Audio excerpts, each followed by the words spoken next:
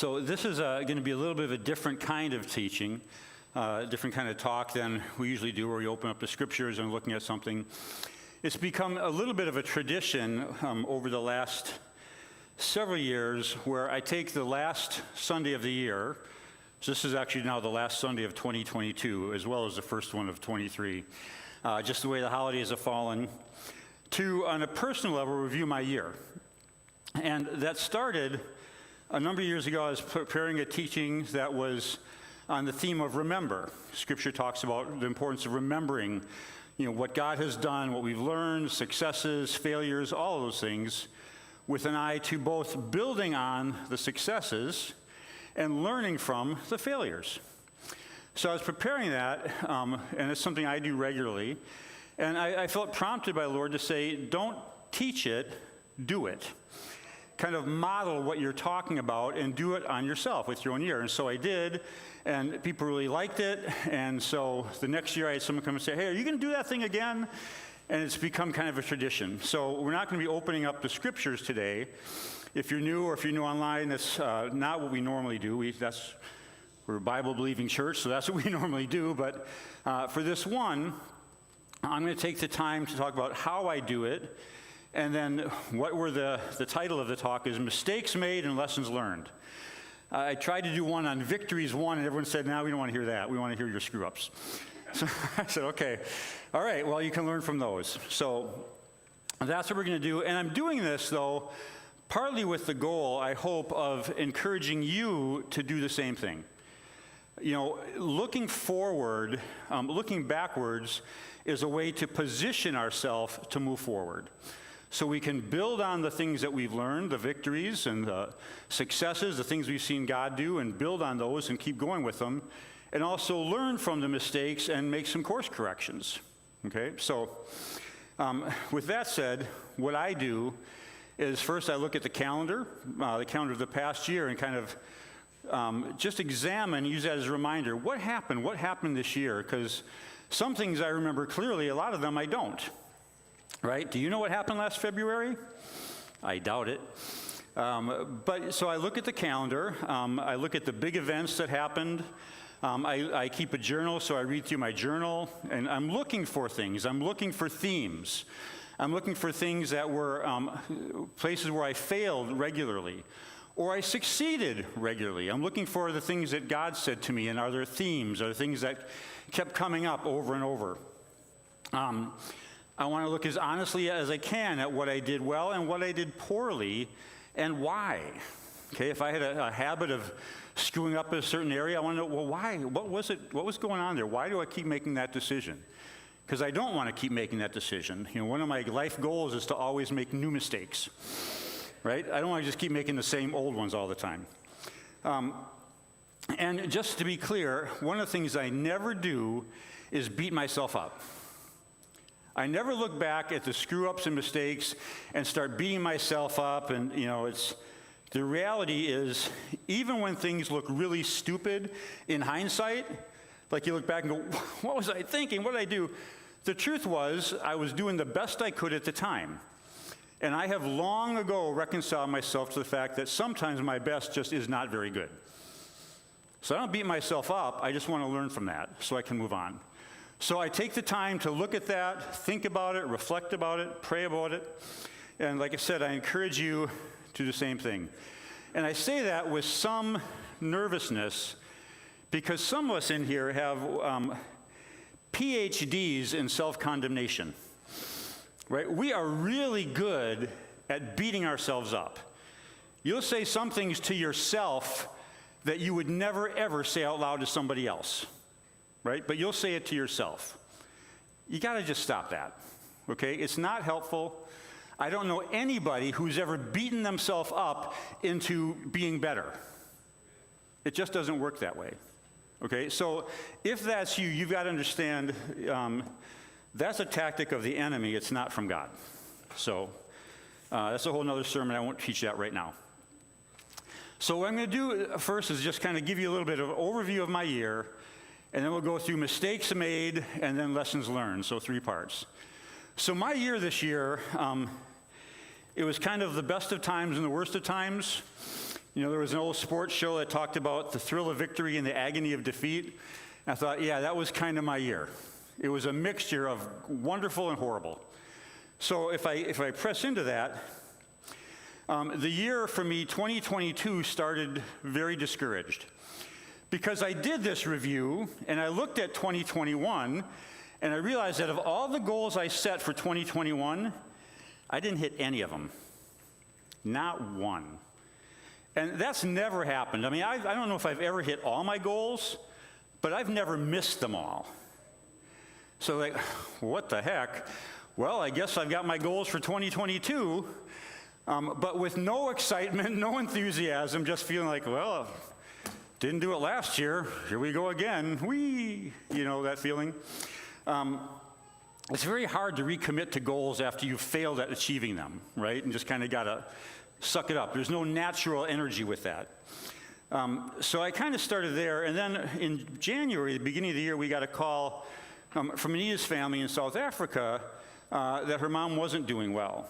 And so she's fine now, she's better, but we didn't know that in January. And so Anita and all our kids kind of dropped everything and flew out to South Africa, except me, because of both some financial limitations and other responsibilities that just didn't work for me to go as well. And while it was great, on my end, it was a little bit lonely because the whole family's out there. I know that's going to be a bonding time and a connecting time, and I'm like, wow, I'm so excited to hear that you had a wonderful time without me, right? So you add loneliness to the discouragement, and that's how January started. Not a propitious beginning, if you know what I mean. So the first half of the year was just really busy. Anita had a lot of travel besides that, some mission trips. I just, there's always a lot of stuff to do. We both got sick a number of times. And so the first half of the year, I think put a strain on us because it was either we're super busy, we're sick, or we're separated. Separated geographically, just to make sure there's no confusion about that, right? But it was hard relationally, right? So that was kind of the beginning. And I want to be careful to say some of that was good stuff. I mean, mission trips that God did some powerful things on. You know, Anita visited our daughter Tahila, who had our baby, our second grandson, our fourth grandchild, down in Houston. So she's gone down there. So those are wonderful things that we celebrate, but they're still somewhat challenging or draining.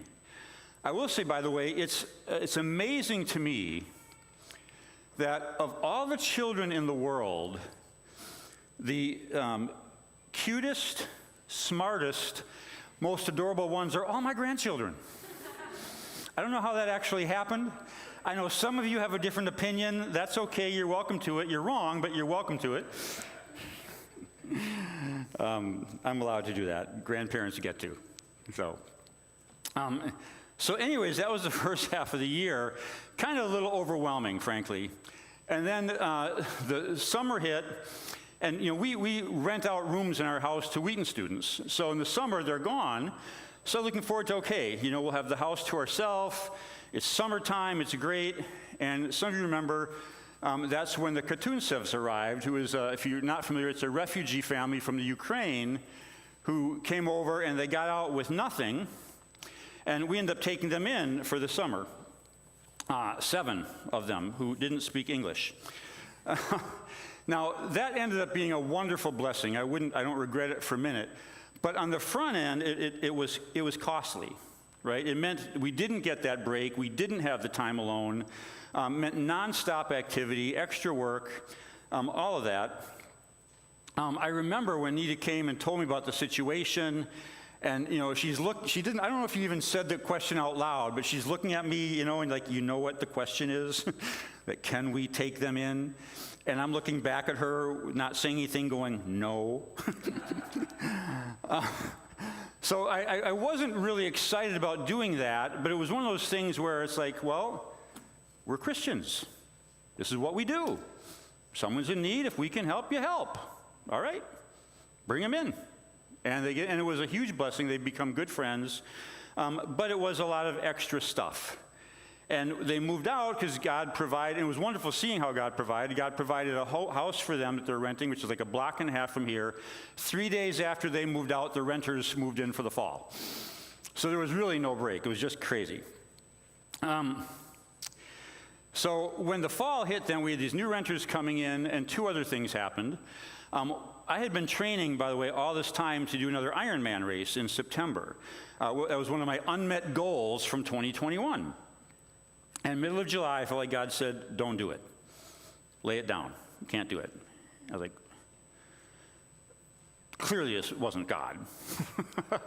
You know that feeling when God speaks and you don't want to hear it, and so you just try and argue it how it's not him? Well, I was pretty clear it was. So I did lay it down. It was difficult. You know, it's something I enjoy. I take a little bit of pride in. It's probably part of my identity in some ways. So laying it down was difficult. But I did. And it was the correct call because the fall ended up being, again, a really busy time.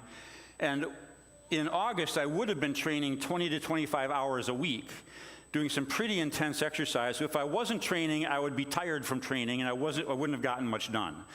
So it was absolutely the right call to let it go, but in the moment, it was difficult. And then I was like, well, what the heck? I'm just not going to train at all, and stopped exercising. I didn't stop eating for an Ironman, but I stopped exercising for one and gained 20 pounds over the next 4 weeks. Most of you think, wow, look at, he wears a hoodie all the time. It's because my shirts don't fit. It's not just loyalty to Northwestern. So, and then in August, the other shoe dropped in that Shiloah, our daughter who was living with us, got a sudden job opportunity out in Virginia. And in a matter of like almost a couple weeks, it was, oh, she's living with us, to no, she's not, there she goes, which complicated my life tremendously. Because, remember I said we rent out to Wheaton students? Well, for the first time ever, all of our renters were young single graduate students at Wheaton, female graduate students. Which is fine if my wife is there with me or my daughter's there with me, but if she's on a mission trip and it doesn't look good for the pastor to live with 4 single women by himself for a month. Right? Just not, even those of you who like me would be going, Dave, you know, not so sure about this. So that resulted in several weeks of, with Anita gone, me not sleeping at my own house, sleeping elsewhere, which disrupted routines, and the sleep's not as well, all of that stuff, right? So that's how I'm going into fall. And then fall, you know, we felt like God was emphasizing prayer. I felt that personally, to the point that God really challenged me to commit to prayer at a different level. And what that meant for me was praying 2 to 2.5 hours a day minimum, 4 to 5 days a week. Now, I've never prayed that much consistently for months, but that's what God has me doing, which I never could have done if I was doing Ironman training, by the way. And then, you know, that we've ended the year with this fundraiser, which has been a roller coaster for me personally, because it was, let's announce that we can do this. And a week later, I'm going, what was I thinking? Are you nuts? We can't do that. And then something would come in, someone would give somebody, we got this. And then a couple days later, what do I think? You know that feeling. So, and then I think I shared how God challenged us personally, or challenged me personally, to raise $20,000 of that 100. So what I did was I made a list of like everybody I knew that wasn't in the church, people who used to be here, who moved away, old friends, college roommate. I had about 50 people, and I contacted all of them and said, hey, here's what we're doing. Would you consider contributing? That was awful. I don't know about you, but calling people up and asking them for money was awful. I hated every second of it, and I had to keep reminding myself, okay, this is not about me. This is about people who could be dying. This is about God, okay? And I was surprised, actually, at how many gave. Of that $20,000 that we set a goal of raising, of the people I contacted and what we were able to give, we ended up raising $20,051, right? And people who, includes people I haven't talked to in like 10 years. I'm like, hi, we used to be friends, and I'm calling you for money. You know, it created all kinds of issues for me. So, And then the year finished, my birthday was a couple weeks ago. I turned 63 and never felt so old.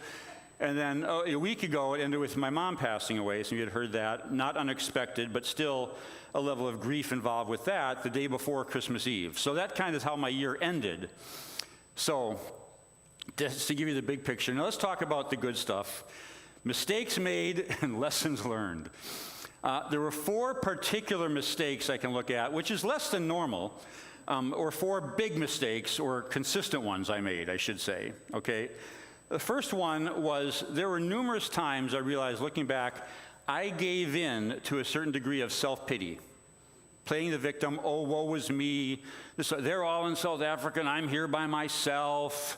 Oh, I'm sleeping here on this mattress. What am I doing? Oh, right, you know that, oh, woe is me phrase? Yes, I know you guys. You should be all saying yes. Like with the Iron Man, I was like, oh, okay, if I'm not going to do it, why bother? I heard the phrase, I ate my feelings. I think that's true. Gave in to those short-term feelings in ways that were bad decisions for the long term, right? Stopping exercising for 3 or 4 months, not a good thing. Eating poorly, all that stuff. Giving into the short term and losing sight of what's important for the long term. Mistake I made several times. And one specific part of that, and I put this as a separate one because it was a big deal, was I didn't prioritize my physical health for probably 3 to 4 months in there. It meant no exercise, eating poorly, sleeping poorly, staying up too late, et cetera. And that, we don't realize how spiritual physical things are sometimes, right? Because part of the result of that was, I mentioned I gained weight, but when you do that, you lose energy. And it was embarrassing, even shameful at times, to look in the mirror. I'd see a picture someone took me, I'm like, that's what I look like now? And it was just embarrassing, right? So not prioritizing my physical health. And as you get older, some of you young people don't know this, the weight doesn't come off as quickly or easily as it used to. So I have to work harder to reestablish some of those habits, right? So that was the second mistake. Third one was way too much self-sabotage. You know what that's like? When you make decisions that undercut yourself. So at one point, for example, I'd made a plan, I did some planning and realized, oh, I just need to get up early and I can knock this out of the park. If I get up at 5, I'll be able to do this and this and this. It all works great, which is a wonderful plan unless you're going to bed at midnight, right? That's called self-sabotage. When the clock hits 9 o'clock and you go, I should go to bed, but I just need to finish this show. And then the follow-up, oh, it's a 2-parter. And suddenly it's midnight and you're going, oh, man, well, there goes 5 o'clock, right? Sabotaging yourself with bad decisions. I am amazingly good at that, I found out. And then the last one was I became very inconsistent with my planning. Planning is a superpower if you do it, right? Planning your day ahead of time, planning your week, it decreases your stress and increases your productivity. And usually I'm pretty good at that. This year I let that go way too often. I've heard it said that, 1 hour of planning will save you 10 hours of execution. It's like a 1-to-10 ratio. It really makes a difference. And when you get up, if you know exactly what you're going to do today and you've got it in order and you go boom, boom, boom, boom, and you knock it out. But you've all probably had those days where you get up and you go, what am I supposed to do today? Yeah, I got these 10 things. Well, and you spend half your day figuring out what you're going to do. Wasted time, right? So way too often I let my planning go and I gave in to I can do this tomorrow. By the way, do it tomorrow never seems to work well. Because then tomorrow comes and it's today, and you say, do it tomorrow again, and pretty soon it's a month later, and you're still saying, do it tomorrow, right? 4 big mistakes, and I didn't make those once, right? I mean, I made them twice, numerous times. So, does that make sense? Okay. Let me talk about the lessons learned, because I find this is the more helpful part for me, because this is what I look at in particular going forward. Like, here's some truths that I want to hold on to and build on. okay? Or make sure I don't forget. The first one, and some of these you might go, well, these aren't all that dramatic. Well, maybe they're not, but they're mine, so there. Perseverance is really powerful. Just committing to not giving up. Remember how I told you the end of 2021, I looked at my goals and accomplished none of them? Well, I, by the way, and I don't recommend you do this unless you are good at not beating yourself up, I give myself grades. So I had 18 goals for 2022. Now, if I've been setting goals for decades, so if you're new to that, you set like 2 or 3, right? Don't do 18. You'll just die under it. But of those 18, when I graded myself for 2022, I had 5 A's, 6 B's, 4 C's, and 3 D's. And the D's were primarily health-related, exercise, triathlon goals I didn't hit, etc. So while they were very similar, and some of them the same as 2021, most of them I did really well on. It took me a year longer than I planned, but I did them. And there's tremendous power in just not quitting. Just because you missed a deadline doesn't mean you say, oh, well, I missed that, I guess I'll forget it. No, you get up and you work on it some more. And you keep going, you just don't quit. And I saw that again. And because of that, I think I can say in many ways, I'm a different person now than I was at the beginning of the year. And partly that's because some of the things I learned. So that's the first one. Second one, self-pity kills. Man, it is so prominent in our world, in our culture. I think it's one of the enemy's tools.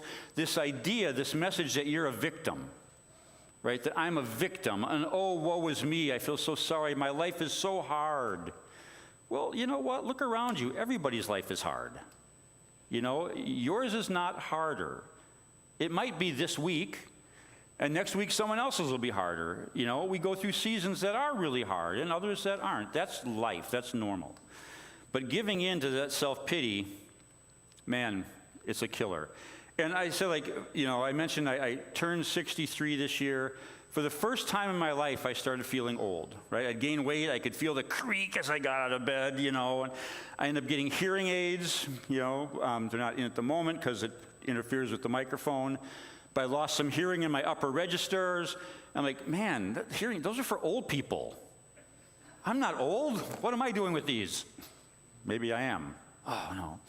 And the temptation then is to fall into a certain amount of self-pity. Well, I decided at some point during the year, very intentionally, I'm not going to do that. That's not from God. I'm not going to do that. I have a deep commitment to finishing well, right? I think I've got as much or more to offer in my life as I ever have, and I'm not going to let that get stolen by sitting around feeling sorry for myself, right? So that was a place I had to look at this self-pity, this victimhood mentality. That's not from God. I'm going to take a stand and say, no. I'm not going to live out of that. I'm going to finish well, even better than I started. I'm not going to let that be stolen. So that's 2. Third one, obedience is smart. So you're going, duh. So, but you know what? God knows what he's doing. As hard as it was not to do the Iron Man, I am absolutely convinced it was the right decision. God knew what he was doing when he told me not to do it. I didn't know. But at some place when God tells you to do things that you don't want to do, you got to say, you know what, God, I trust you. I trust you. Taking in the Katunsevs to live with us was hard, an incredible blessing. I am so grateful that we did that. Right? Obedience is smart. God knows what he's doing even when we don't like it. So, I'll leave that with you. That's self-explanatory, I think. Number 4, favor. Experiencing God's favor on your life pretty much always requires something new, something that's hard or scary or new, taking a step into something new. One of my favorite quotes is this: if you want something you've never had, you're going to have to do something you've never done, right? You're not going to get a different result by doing the same thing over and over. It just doesn't work that way. If you want God's favor, you're probably going to have to do something that's hard or that's scary or that's new, and you feel insecure and you feel uncertain and you go, I don't know if I want to do that. It's worth it. Sometimes we avoid the hard things just because they're hard and we prefer things to be easy, right? Given a choice between hard and easy, which do you prefer? Easy. Some of you say, well, I like the hard things. Yeah, but you're weird. I prefer easy. God doesn't seem to prefer easy. He seems to prefer growth. And that's the only way you get there. So a couple examples. Integrity is worth sacrificing for. It was not fun or comfortable to not sleep in my own bed for several weeks. What's your reputation worth? Right? As a pastor, if word got out, oh yeah, Dave's sleeping at home, he's got 4 single women living with him, because you know how things get just subtly twisted. What do you think that would do to my reputation? Do you think people would go, well, I should check that out and see if it's true? No, as soon as we hear something like that, we say, we believe it, true or not. My integrity, my reputation is worth something. And it's worth making some hard choices. And I think God puts his favor on that. He puts his blessing on that. Making those calls for money, like I said, for this fundraiser, man, I can't tell you how much I did not like doing that. I was shocked at how many people gave generously. People I haven't talked to in years. An old college roommate. I don't know about you, if you realize this, I didn't graduate just a couple years ago. Right? It's been decades. He's like, oh man, thanks for calling. I would love to give to that. And he did, generously, way more than I expected. Like, really, God? But, I was praying that God would release a spirit of generosity and he would prompt people to give. Oh, yeah. Yeah, this is exactly what I've been praying for. I just had to do a part that I didn't want to do. Because he probably would not have called me up and said, Dave, I had this dream where you guys are doing a fundraiser and God wants me to give to you. I don't know about you, I don't have faith for that. I don't think that would have happened. But when presented, when I made the decision to do something that was hard, scary for me, frankly, because I'm thinking, they're just going to think I don't care about them personally, I just want their money, it's going to get weird. Well, no one responded that way. Not every single person gave by any means, but way more did than I expected. Favor almost always requires a risk, making a hard choice, stepping into something new. It doesn't just happen randomly. Number 5. You only learn to pray by praying. I can't tell you at this point in my life how many people I have heard teach me how to pray or talk to me about prayer or how to pray more effectively. And when I talk to them and explore, I find out, yes, I pray 5 minutes a day, 4 times a week. I'm like, you know what? I'm not going to listen to you because all you have to offer me is theory. There's something different about, and this has just been my experience even this year, when you press into God and you keep doing it and you don't quit. I pray differently now than I did when this process started. I'll just tell you honestly. I pray with more confidence. I pray with more authority. I pray with more faith. I pray with more sensitivity to the Holy Spirit. And you don't get those by just standing up and saying, I'm sensitive to the Holy Spirit. You get that by being in his presence a lot. If you want more, you got to put more in. And I've been surprised, honestly. At those times with God opens us up to new experiences. I've had a couple people in the last 2 or 3 weeks have seen me tearing up or getting emotional about things. And I think 2 or 3 times I've had people who know me well come and say, man, I've never seen you cry. I'm thinking, well, you ought to see me in my times with God. I'm crying every week. I cry when I think about the cross. I cry when I think about the resurrection. I cry when I think about what God's done for me. And I'm not a blithering idiot. I'm not bawling. That's just not me. But I'm like, there's a whole side of my experience with God that's opening up. I'm like, I've never gone here before. But I didn't get there by reading a book about prayer. Got there by saying, okay, this is more important than that. Yeah, I've got 10 people I need to call. I'm not going to call them until I'm done praying. Yeah, I've got 20 emails, so when I respond, no, I'm not going to do that until I'm done praying. You only learn to pray by praying. And then number 6, I'll try and run through these fast because this talk always goes long, by the way. So, prayer plus work is what brings results.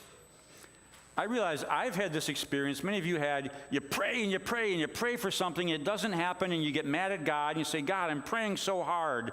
Why are you not coming through?" And other times where I don't pray, but I work and work and work, and I do my best and really work hard, and it doesn't seem to work. I'm like, God, I'm working so hard. How come nothing's happening? And interestingly, when I do both, to use a phrase from the Circle Maker book, when I pray as if it's all up to God, and I work as if it's all up to me, some amazing things happen. A little church like ours raises $100,000. Praying hard, giving hard, taking scary steps, inviting other people into the process is a combustible thing, man. It's like having a fire and pouring gasoline on it. Either one by itself can often lead us to resentment. Man, I'm praying that God would give me a new job, and no one's called me. Well, put out a stinking application. You know what I'm saying? Okay, enough said. We need both sides of that equation. This one I have to explain a little bit. Some of you will get it more than others. 80-20 everything.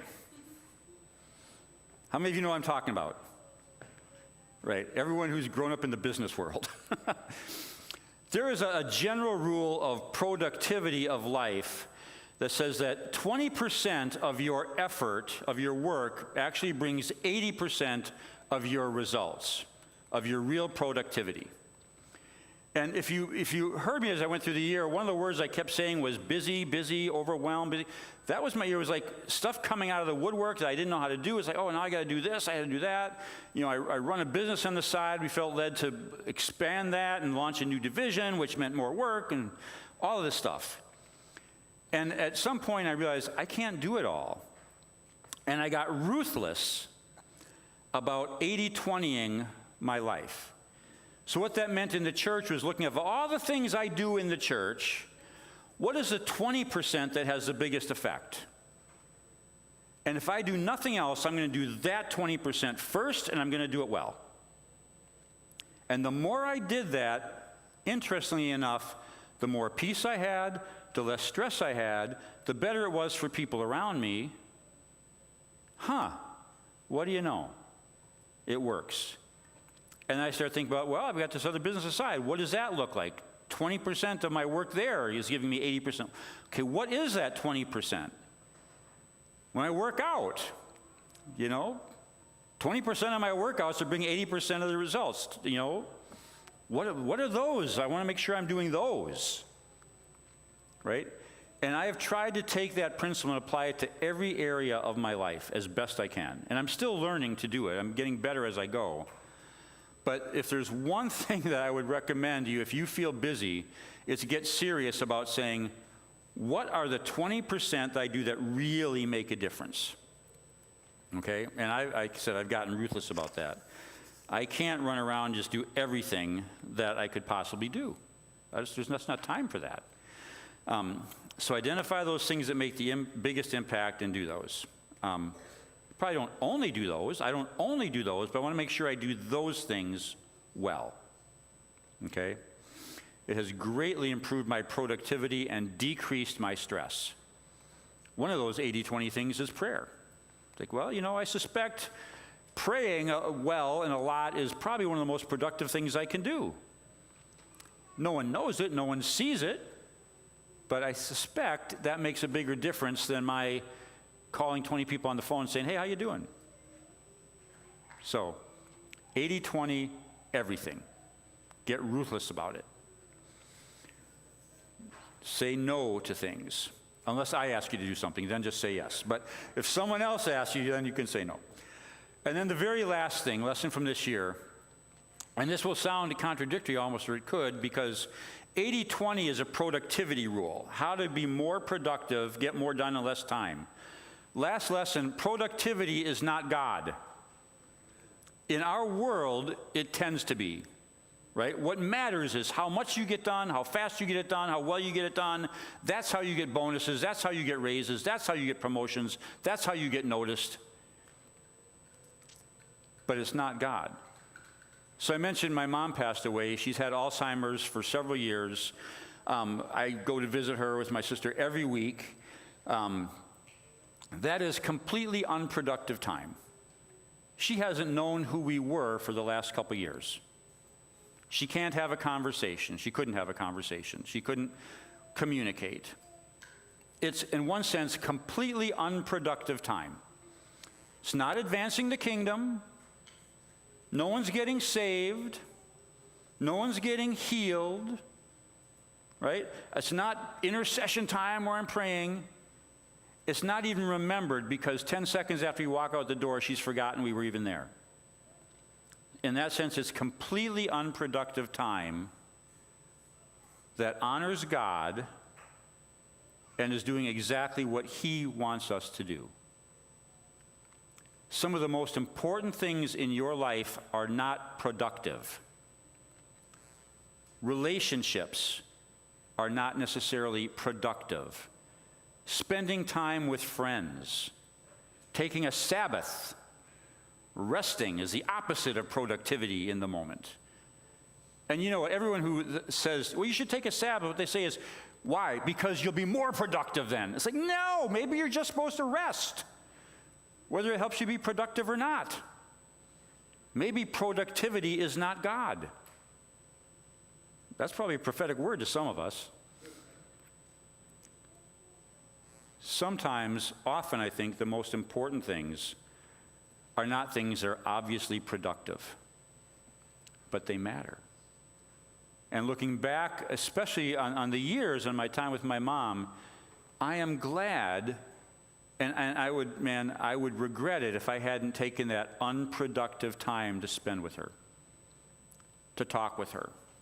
Even when she has no idea what I'm saying, she can't talk back.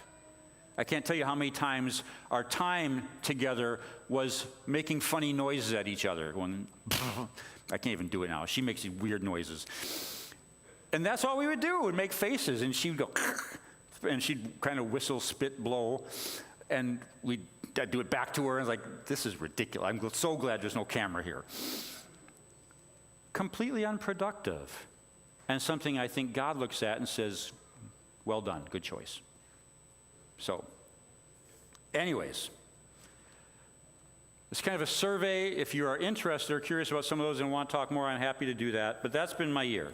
Difficult, challenging, a mixture of failures and successes, of mistakes, things I don't want to do again and I'm working hard to change, other things I want to do more of and build on.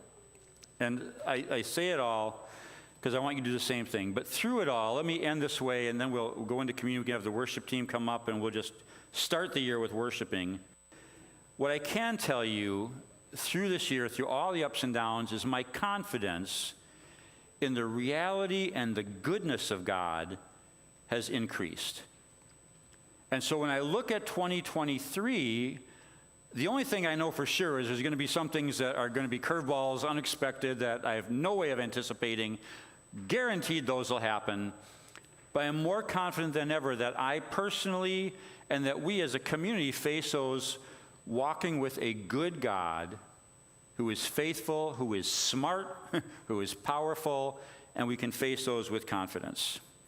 Like I said, I can say I'm not the same person now I was a year ago, mostly in good ways, I think. But that helps me look forward with anticipation to the year to come. And, hey, if we're going to start a year, raising $100,000 is a pretty good way to start. It's a good launching pad. So, on that note, if you want you to come up, let's lead us in communion. Let's take communion. Focus our attention on Jesus, who's the author of it all. And then we'll go into worship and worship in the new year, and then we'll take some time to pray at the end as God leads.